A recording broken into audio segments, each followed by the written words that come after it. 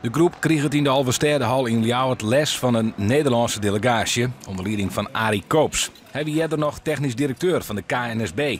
Hij broekt alle kennis die wij in Nederland hebben dus om een oorlog beter te matchen. Maar we hoeven dus net druk te matchen, dat zometeen alle medailles naar China gaan. Ik vind dat er eigenlijk geen geheimen bestaan. Je moet altijd slimmer zijn dan de rest. Dus de Nederlanders weten echt al heel lang hoe ze het moeten doen. En die zijn ook heel erg goed.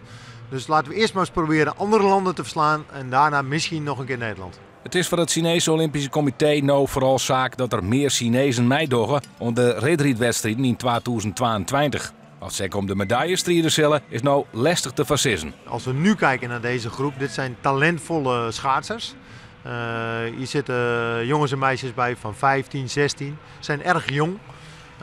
Die kunnen we nog heel veel leren, moeten ook nog heel veel leren. Dus een echte vergelijking maken is moeilijk, want dit zijn nog geen Sven Kramers en ook nog geen Irene Wüster.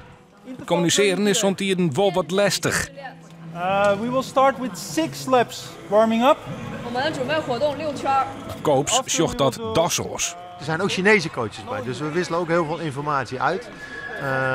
Zo proberen we uit beide werelden het beste te halen. En gaan we kijken wat dat over een paar jaar op gaat leveren. De redrieters blijven in principe nog rond begin november in Nederland.